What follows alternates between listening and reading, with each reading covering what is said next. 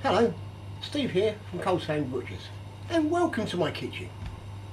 Today I'm going to do spatchcock chickens. Spatchcock chickens. When I've looked in all my classical reference cookery books, there is no such thing. Even if you look on Wikipedia and type in spatchcock chickens, nothing comes up. So if you're bored, you've got nothing to do, go on Wikipedia and upload something. Be famous. A spatchcock chicken, or as some of our customers refer to it as roadkill, because it's squashed. Essentially all it is a chicken with the backbone cut out and opened out so it's nice and flat.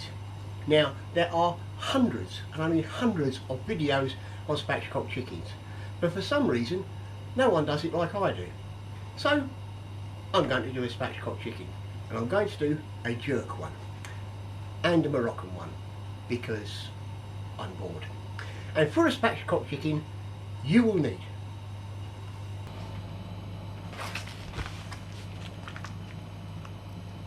one spatchcock chicken. This one says jerk on it. It's nothing personal, we just label them up to see what they are. You will also need a large roasting tray. You will then need a sheet of greaseproof,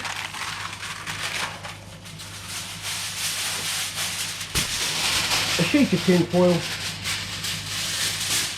and because this jerk has got some a liquid sauce in it, you'll need about only half a pint of water, and I'll explain this to you in a moment as to why. Right, what we're going to do is we're going to open up the bag.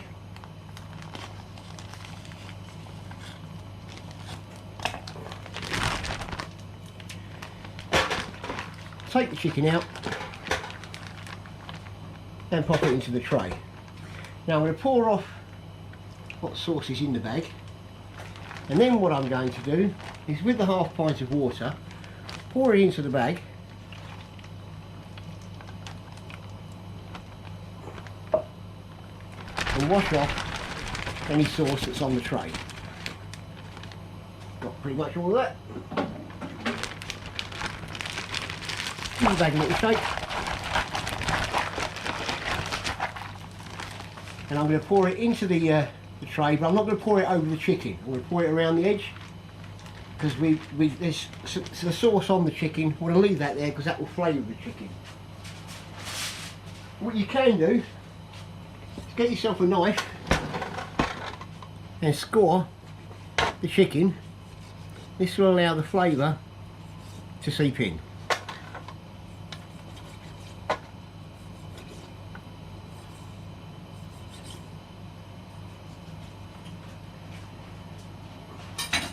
Now what I'm going to do, after rinse my hands, is seal the chicken up in the tin. Now the reason why I'm going to seal it is essentially what I'm going to do is to steam it. Because a lot of the time the spatchcock chickens, all the rest of these, they come out very, very dry. If you do it this way, they come out lovely and moist. So put a sheet of greaseproof on there first. The reason for that is the tin foil could react, especially with the vinegars that are in the jerk sauce. So if we put a layer between the tin foil and the chicken, we won't get any of that. And now what you've got to do is seal it. Make sure it's sealed up to stop any steam escaping. And as I say, we want it to steam.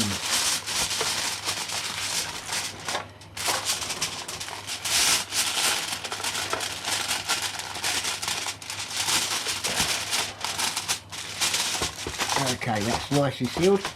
Now what I'm going to do is do exactly the same with the other one, but the other one is a Moroccan one, which is one of our powdered dressings. That I'll add a little bit more water to. I'm going to add about a pint to that. Don't worry, we'll get rid of it at the end, and then I'll come back to you in a moment.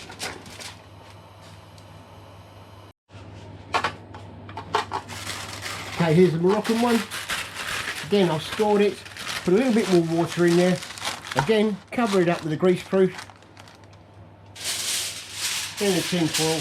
Make sure you do the tin foil the shiny side down, because you don't want to reflect any heat away. You want to cook this got relatively quickly, but if that's the shiny side outwards, it will slow cook, and we don't want it to slow cook. That's for ribs and brisket and stuff like that. So again, make sure it's nice and tightly sealed.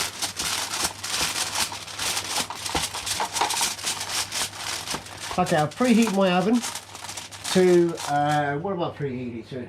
I preheated it to about 175, 180, which is about gas mark 4, 5. And we're going to pop them both in the oven for 50 minutes, no more. And during that time, I'm going to cook the rice and peas. So I'll come back to you in a moment. Okay. It's been 50 minutes now and the chicken's cooked. So what I'm going to do is I'm going to remove the lid.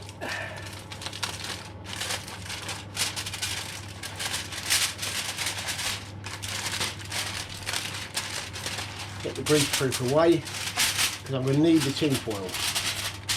And the reason for that is because I don't want this chicken drying out. As I say, the way I've done this chicken is lovely and moist. You can see the moisture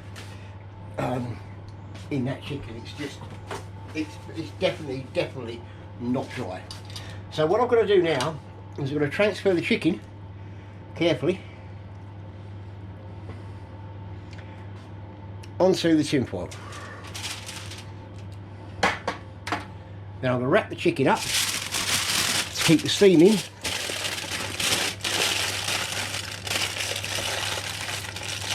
Whilst I deal with the sauce, because you know me, I get as much as I can done in advance. So that's the jerk done. I'll move that pan out of the way.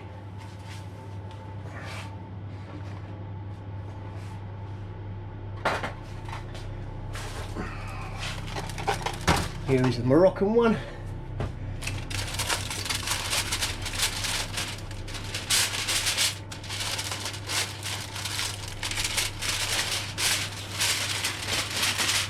Again, keep it simple.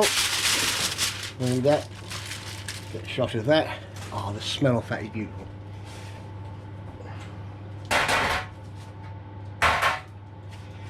Right, the reason why I'm doing 2 of these chickens is because my wife really does truly adore my jerk chicken. Look at the moisture coming out of that. It is still so wet and cooked, but it's lovely and moist. I say my wife really does love my jerk chicken, but as far as she's concerned, the korma is quite hot. So my jerk chicken, although she's enjoying every mouthful, she cries every mouthful. I find it quite amusing, but I'm mean. Right, let's wrap this up as well. So she's going to have the Moroccan, and I'm going to have the jerk. Right, let's get those out of the way. Okay, what am I going to do with these 2 sauces? The juices from all this chicken. Because not only is the extra water that I added there and the seasoning I put into the chicken, but all the juices that have come out of the chicken, you can see some of the fat on top of this and on this one. We want to keep that. So what I'm going to do is I'm going to transfer them, both these sauces into saucepans, and I'm going to boil the hell out of them until they're reduced down by at least 1/3 of what they are now, and I'll come back to you then. Okay, sauces, they're reduced down now. Now with the jerk, there it is. And what I did do, I added just a heaped teaspoon of gravy granules. That is giving me a decent amount of sauce. If I reduced it down any more than that, it would have got basically a bit too hot, because the less liquid there, the more the flavour intensifies, be a bit more, too chillified. So I added just like I say, a teaspoon of gravy granules to that. Right, the Moroccan, there it is, nice and thick after that watery thing you saw earlier. So all I'm going to do now to the Moroccan one is add a tablespoon of it of natural yoghurt. I'm just going to stir this in.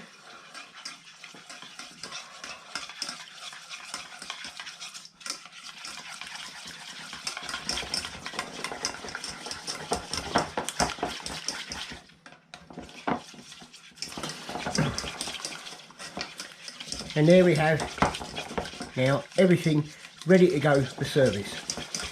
Now, you can do everything I've done so far. You can do up to 3-4 days in advance of whenever you're going to have this dish. If you're having a barbecue on a Saturday, you can do this on a Wednesday or a Thursday. It gets it out of the way. It's one more thing less to worry about. Pop it in the fridge. I'm having this for tea tonight. Well, my wife's having this one. I'm having that one. So I'll come back to your service, but unfortunately I do now have a couple of barbecues after my last video, but unfortunately I can't use them this evening because we're due a thunderstorm, so I'll be finishing this off in the oven. So I'll come back to you at tea time. Okay, very near tea time now, and guess what, it's starting to rain, so good job I didn't do a barbecue. As you can see, the chicken is nice and moist. What I've done, I've cut it into smaller portions, smaller bits, because that way the chicken can reheat quite quickly, get the skin crisped up, stop it drying out, because at the moment it's really moist and I'd rather keep it that way. So what I'm going to do, I'll preheat my oven to 200 degrees. I'm going to pop it in the oven as it is for 10 minutes. After that I'm going to brush it with, this one I'll brush with a Moroccan sauce, this one I'll brush with the jerk sauce, which are over here, and then I'll give it about another 3 minutes in the oven after that. So total about 13 minutes and this will be ready. So I'll come back to you then. Okay, it's tea time now. So, there we have 2 portions of rice and peas. Let's get the chicken out.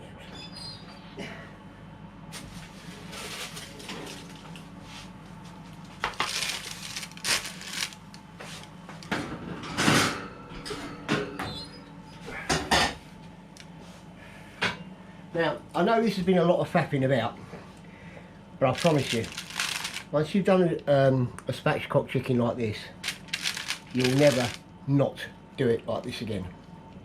The reason is, each one of these dishes, each one of these individual items, the sauce, I would have been quite happy just to sit down with half a loaf of bread and dunk the sauce in, dunk the bread into the sauce, and I would have had that as a meal.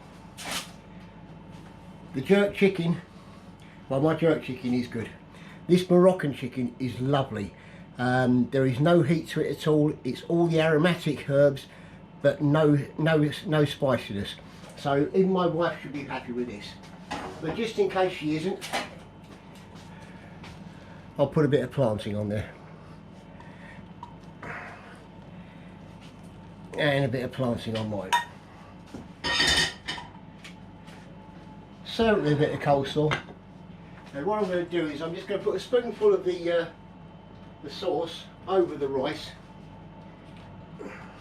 just to moisten the rice up a bit, because of the way we cook the rice, right, there is very little moisture left in it. It's just nice.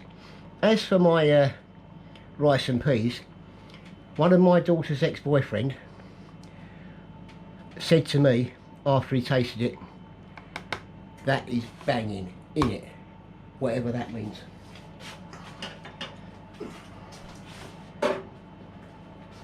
Bit of sauce on the jerk,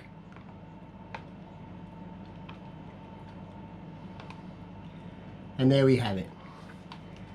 Spatchcock chicken, Steve style. Enjoy.